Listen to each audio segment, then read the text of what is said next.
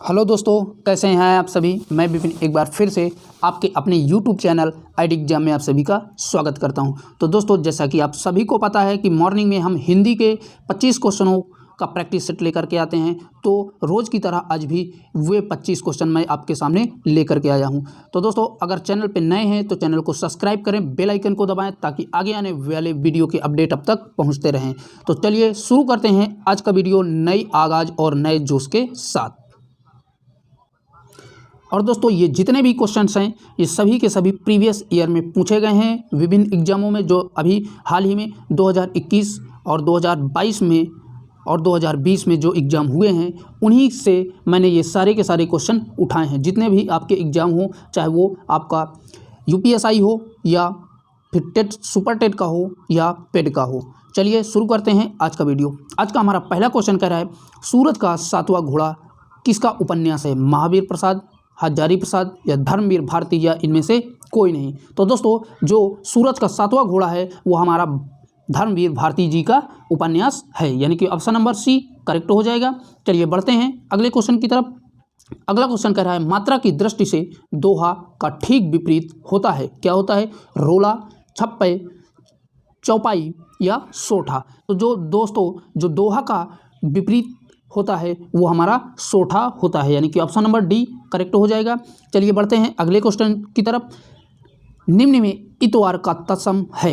इतवार, आदित्यवार, रविवार, आदिवार।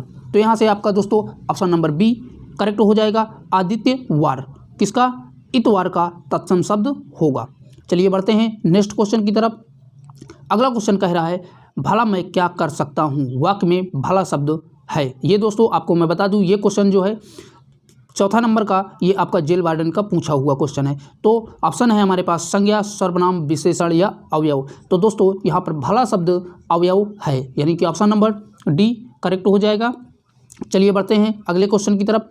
अगला क्वेश्चन कह रहा है, किस वर्ण का प्रयोग संस्कृत में कम तथा हिंदी में अधिक होता है। वाका, बाका, काका या दाका। तो दोस्तों क्वेश्चन कह रहा है कि संस्कृत में बहुत कम तथा हिंदी में अत्यधिक किया जाता है, तो वो आपका ऑप्शन नंबर बी यानी कि बा हो जाएगा। चलिए बढ़ते हैं नेक्स्ट क्वेश्चन की तरफ। अगला क्वेश्चन कह रहा है, जय पराजय में कौन सा समास है। अव्ययी भाव समास, बहुब्रीहि समास, द्वंद्व समास या द्विगु समास। तो दोस्तों यहाँ से आपका ऑप्शन नंबर सी करेक्ट हो जाएगा, द्वंद्व समास। चलिए बढ़ते हैं नेक्स्ट क्वेश्चन की तरफ। अगला क्वेश्चन हमारा कह रहा है, बुद्धि में इक प्रत्यय लगाने पर कौन सा शब्द बनेगा। बौद्धिक, बौद्धिक, बौद्धक, बौद्धिक। तो यहाँ से आपका दोस्तों ऑप्शन नंबर बी करेक्ट हो जाएगा, बौद्धिक।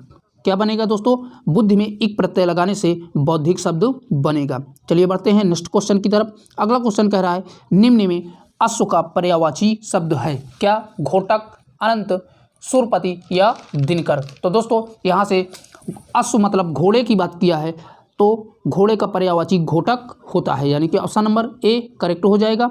चलिए बढ़ते हैं नेक्स्ट क्वेश्चन की तरफ। अगला क्वेश्चन हमारा कह रहा है, हिंदी भाषा में वचन कितने प्रकार के होते हैं। 3, 2, 4, 5। तो यहाँ से आपका ऑप्शन नंबर बी करेक्ट हो जाएगा, यानी कि हिंदी में वचन 2 प्रकार के होते हैं, एक वचन और बहुवचन। लेकिन अगर इसी जगह संस्कृत की बात किया होता तो वहाँ पर 3 वचन होते हैं, एक वचन, द्विवचन, बहुवचन। तो यहाँ का राइट आंसर होगा ऑप्शन नंबर बी, यानी कि 2 वचन होते हैं। चलिए बढ़ते हैं नेक्स्ट क्वेश्चन की तरफ। अगला क्वेश्चन हमारा कह रहा है, निम्न में कौन सा शब्द स्त्रीलिंग है। चना, अरहर, बाजरा, उड़द। तो यहाँ से दोस्तों आपका ऑप्शन नंबर बी करेक्ट हो जाएगा, अरहर क्या है, स्त्रीलिंग शब्द है। मुख्यतः अनाज जितने भी होते हैं दोस्तों वो सभी के सभी पुल्लिंग होते हैं, लेकिन कुछ अपवाद के रूप में होते हैं, जैसे अरहर हो गया, सरसों हो गया, मकई हो गई, मूंग हो गई, ये सारे के सारे स्त्रीलिंग होते हैं। चलिए बढ़ते हैं नेक्स्ट क्वेश्चन की तरफ। अगला क्वेश्चन कह रहा है, उसने उसे छल से पराजित किया। छल से में कारक है, कौन सा कारक है। कर्ता कारक है, करण कारक है, अपादान कारक है या कर्म कारक है। तो दोस्तों यहाँ छल से शब्द जिससे लगता है वहाँ पर करण कारक होता है, क्योंकि आप सभी जानते हैं कर्ता ने कर्म को करण से शब्द आ गया ना, से, तो यानी कि से में करण कारक होता है। तो चलिए बढ़ते हैं नेक्स्ट क्वेश्चन की तरफ। अगला क्वेश्चन कह रहा है, जहाँ ना पहुँचे रवि वहाँ पहुँचे कवि। पंक्ति का अर्थ है क्या है, कभी तर्कशील होते हैं, कभी भावप्रवण होते हैं, कभी विचारशील होते हैं, कभी कल्पनाशील होते हैं। तो दोस्तों ये यूपीएसआई का पूछा हुआ क्वेश्चन है। यहाँ से आपका ऑप्शन नंबर डी करेक्ट हो जाएगा, कभी कल्पनाशील होते हैं, यानी कि ऑप्शन नंबर डी राइट हो जाएगा। चलिए बढ़ते हैं नेक्स्ट क्वेश्चन की तरफ। अगला क्वेश्चन कह रहा है और मोस्ट इंपॉर्टेंट क्वेश्चन है, अभी हाल ही में टेट का पेपर हुआ था, उसमें ये पूछा भी गया था। नहुस नाटक किसने लिखा था? भारतेंदु हरिश्चंद्र, वियोगी हरि, शिवमंगल सिंह, गोपाल चंद्र ने। तो दोस्तों यहाँ से आपका ऑप्शन नंबर डी करेक्ट हो जाएगा, गोपाल चंद्र जी ने लिखा था नहुस। और दोस्तों ये कभी कभी इस प्रकार से भी पूछ लेता है क्वेश्चन कि हिंदी का मौलिक प्रथम नाटक कौन सा है, तो यही आपका नहुस है। और इसको लिखा किसने है? भारतेंदु हरिश्चंद्र के पिताजी ने, गोपाल चंद्र जी ने लिखा है। चलिए बढ़ते हैं नेक्स्ट क्वेश्चन की तरफ। अगला क्वेश्चन कह रहा है पीपर पात सरिस मंडोला में कौन सा अलंकार है? उपमा, भ्रातिमान, उत्प्रेक्षा या अमक यमक अलंकार है। तो दोस्तों यहाँ से आपका उपमा अलंकार हो जाएगा, यानी कि ऑप्शन नंबर ए करेक्ट हो जाएगा, क्योंकि यहाँ पर पीपल के पत्ते की तुलना या उपमा मन से की गई है। तो यहाँ पर जब किन्हीं दो चीज़ों के बीच में एक चीज़ से दूसरी चीज़ में उपमा की जाती है तो वहाँ पर हमेशा हमेशा उपमा अलंकार होता है। चलिए बढ़ते हैं नेक्स्ट क्वेश्चन की तरफ। घाड़ो पानी पड़ना मुहावरे का अर्थ है? ज़्यादा पानी पड़ना, लज्जित होना, सांस फूलना या सर्दी लगना। दोस्तों यहाँ से आपका ऑप्शन नंबर बी करेक्ट हो जाएगा। घाड़ो पानी पड़ना का अर्थ है लज्जित होना, यानी कि ऑप्शन नंबर बी करेक्ट हो जाएगा। चलिए बढ़ते हैं नेक्स्ट क्वेश्चन की तरफ और 16 नंबर का क्वेश्चन होगा प्रेमचंद की कौन सी कृति अंग्रेजों द्वारा जब्त कर ली गई थी? मोस्ट इंपॉर्टेंट प्रश्न है।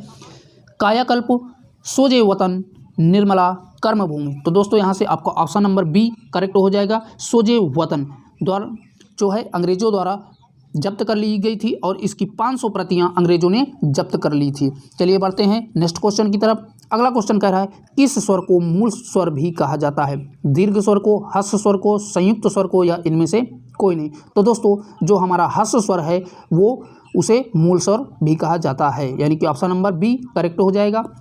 आइए देख लेते हैं अगला क्वेश्चन क्या कह रहा है। अगला क्वेश्चन है निम्न में शांत रस का स्थायी भाव है? रति, शोक, निर्वेद, विस्मय। तो दोस्तों जो आपका शांत रस का स्थायी भाव है वो आपका ऑप्शन नंबर सी यानी निर्वेद है।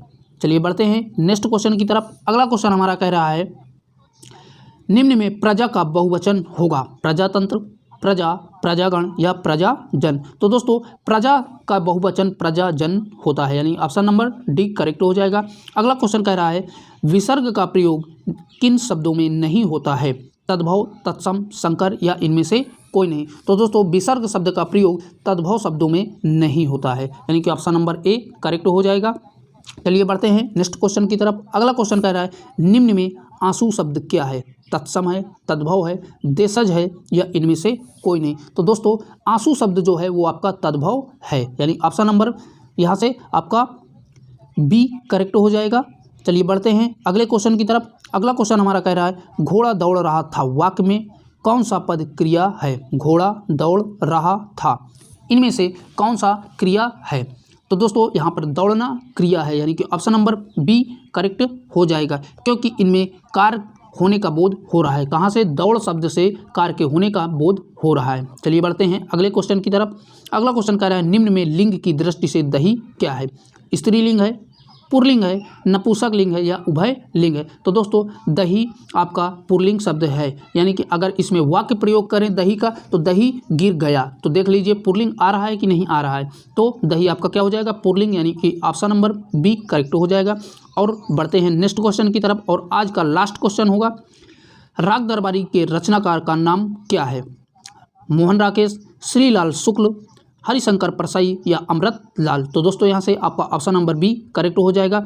श्रीलाल शुक्ल जी जो है क्या है? राग दरबारी के कवि हैं या रचनाकार हैं। तो दोस्तों वीडियो कैसी लगी कमेंट बॉक्स में ज़रूर बताएं और ज़्यादा से ज़्यादा वीडियो को अपने दोस्तों में शेयर करें। फिर मिलूँगा इसी श्रृंखला को लेकर के, तब तक के लिए बाय बाय, टेक केयर। अगर चैनल को सब्सक्राइब नहीं किया है तो प्लीज़ उसे भी सब्सक्राइब कर बेल आइकन को दबाएं।